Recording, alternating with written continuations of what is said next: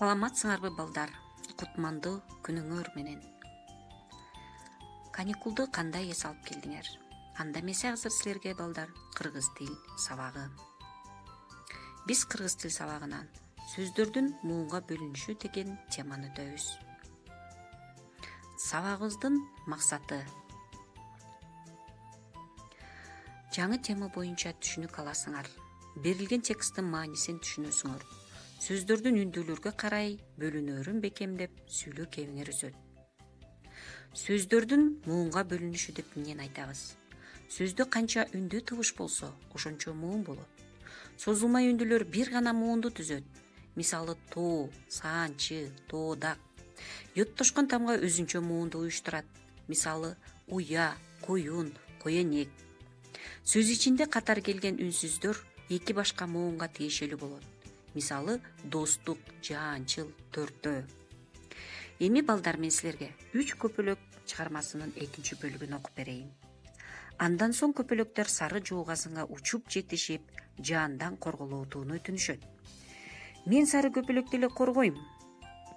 Анткени анын түсү мага окшош экен дейт жуугазын. Сары көпөлөк ага көнбөйт да учуп кетет. Андан соң көпөлөктөр кызыл розага учуп келишип, өтүнүчүн айтышат. Роза: кызыл көпөлөк, сен мага окшош экенсиң, кел сени жаандан сактайм дейт.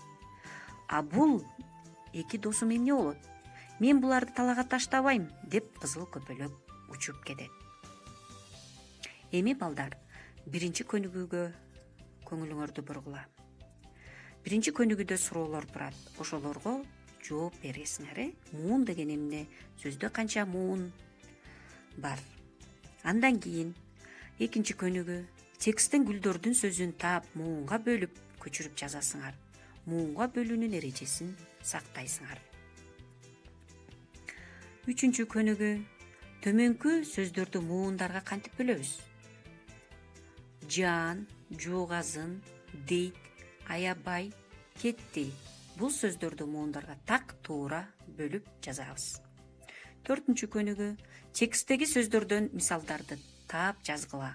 Муунга бөлүнбөгөн сөздөрдөн 2 муунду сөздөр, 3 муунду сөздөр. Буларды тактап жазып чыгабыз. Ал эми азыр үйгө тапшырма 5 көнүгүү. 5 көнүгүүдөгү суроолорго жооп бересиңер дагы, дептериңерге жазасыңар. Ошону менен биздин кыргыз тил сабагыбыз аягына чыкты. Саламатта калгыла балдар.